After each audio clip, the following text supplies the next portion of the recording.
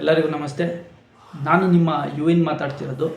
RCB versus GT match ಬಗ್ಗೆ ಮಾತಾಡೋಕ್ಕೆ ಬಂದಿದ್ದೀನಿ.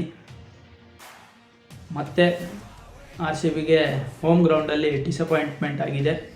ಅದರಲ್ಲೂ ಫ್ಯಾನ್ಸಿಗೆ ಜಾಸ್ತಿ ಆಗಿದೆ RCBಗಿಂತ. ಏನಕ್ಕಂದರೆ ತುಂಬ ಆಸೆ ಪಡ್ಕೊಂಡು ಹೋಗಿರ್ತಾರೆ, ಅದೊಂದು ದೊಡ್ಡ ನಿರಾಸೆ. ಟಿಕೆಟ್ ಪ್ರೈಸ್ ಮಾತ್ರ ಜಾಸ್ತಿ ಇಟ್ಟಿರ್ತಾರೆ. RCBಲಿ ವೀಕ್ನೆಸ್ ಅಂದ್ರೆ ಬಾಲಿಂಗು. ಒಂದೊಳ್ಳೆ ಕ್ವಾಲಿಟಿ ಸ್ಪಿನ್ನರ್ ಇಲ್ಲ, ಅದು ಇವತ್ತು ಮತ್ತೊಮ್ಮೆ ಪ್ರೂವ್ ಆಗಿದೆ. ಬ್ಯಾಟಿಂಗ್ ಯೂನಿಟ್ ಅಂತೂ ಏನಾಯ್ತು ಅಂತಲೇ ಗೊತ್ತಾಗಿಲ್ಲ, ಸಡನ್ಲಿ ಕೊಲ್ಯಾಪ್ಸ್ ಆಗೋಯ್ತು. ದೇವದತ್ ಪಡಿಕ್ಕಲ್ಲು ಪ್ರೆಸರ್ ಇರೋ ಮ್ಯಾಚಲ್ಲಿ ಆಡಲ್ಲ ಅನ್ನೋದನ್ನ ಮತ್ತೆ ಪ್ರೂವ್ ಮಾಡಿಬಿಟ್ರು. ಒಂದು ಟೈಮಲ್ಲಿ 106 ಹಂಗೆ 6 ವಿಕೆಟ್ ಹೋಗ್ಬಿಟ್ಟಿತ್ತು. ಇನ್ನೇನು ಮುಗೀತು ಮ್ಯಾಚು, 150 ಒಳಗೆ ಆಲ್ಔಟ್ ಆಗ್ತಾರೆ ಅಂದ್ಕೊಂಡಿದ್ವಿ. ಬಟ್ ಲಿಯಾಮ್ ಲಿವಿಂಗ್ಸ್ಟೋನ್ ಮತ್ತು ಟೀಮ್ ಡೇವಿಡ್ ಕೂಡ ಒಂದು ಒಳ್ಳೆ ಬ್ಯಾಟಿಂಗ್ ಆಡಿದ್ರು, ಅದರಿಂದ ಇಷ್ಟು ಸ್ಕೋರ್ ಬಂತು. ಕೃಣಾಲ್ ಪಾಂಡ್ಯ ಯಾಕೋ ಬ್ಯಾಟಿಂಗು ಆಡೋಕ್ಕೆ ಬರಲ್ಲ ಅನ್ನೋ ಥರ ಆಡ್ತಾಯಿದ್ದಾರೆ. ಇನ್ನು ಮೊಹಮ್ಮದ್ ಸಿರಾಜ್ XRCBN, ಈ ಸ್ಟೋರಿ ಮುಂದುವರಿತಾನೆ ಹೋಗ್ತಾ ಇದೆ. ಯಾರ್ಯಾರು XRCBN ಇರ್ತಾರೆ ಅವ್ರು RCB ಮೇಲೆ ಆಡ್ತಾರೆ, RCBಲಿದ್ದಾಗ ಆಡೋದೇ ಇಲ್ಲ. ಸಿರಾಜ್ ಈ ಥರ RCBಲಂತೂ ಮಾಡ್ದಂಗೆ ಕಾಣಿಸ್ಲೇ ಇಲ್ಲ. ಅದೇ ಈಗ GTಗೆ ಹೋಗಿ RCB ವಿರುದ್ಧ ಮೇನ್ ವಿಕೆಟ್ ತೆಗೆದ್ರು. ಫಿಲ್ ಸಾಲ್ಟು, ಲಿವಿಂಗ್ಸ್ಟನ್ನು ಅಂಥವ್ರನ್ನೆಲ್ಲ ತೆಗೆದ್ರು.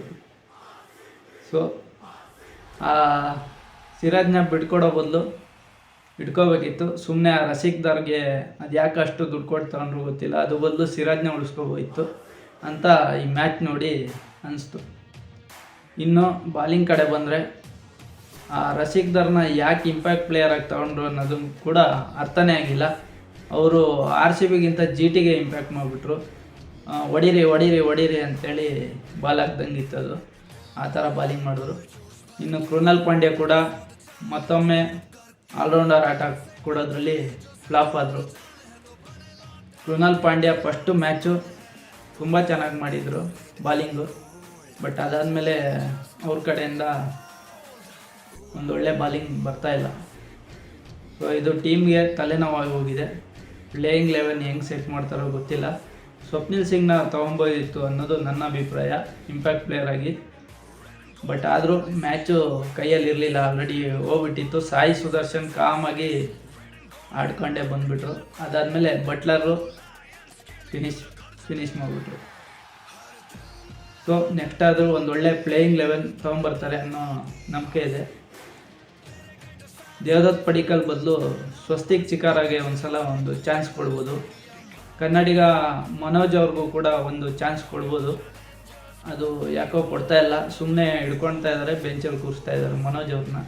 ಸೊ ಇದೇ ಥರ ನಮ್ಮ ಚಾನಲ್ಗೆ ಸಪೋರ್ಟ್ ಮಾಡಿ, IPL ಇನ್ಫಾರ್ಮೇಷನ್ ಕೊಡ್ತಾನೆ ಇರ್ತೀನಿ. ಎಲ್ರಿಗೂ ಧನ್ಯವಾದಗಳು.